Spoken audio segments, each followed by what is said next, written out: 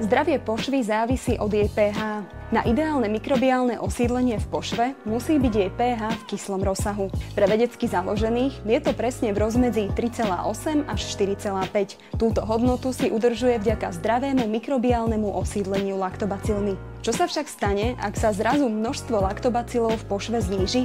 No, nič príjemné. Priestor dostanú škodlivé baktérie alebo kvasinky a my to pocítime ako svrbenie, pálenie či rôzne výtoky. Nesiahajte však hneď po antibiotikách alebo antimykotikách. Obnoviť si ideálne pH môžete aj prirodzene pomocou vaginálnych čapíkov Gintima Probiotica Forte.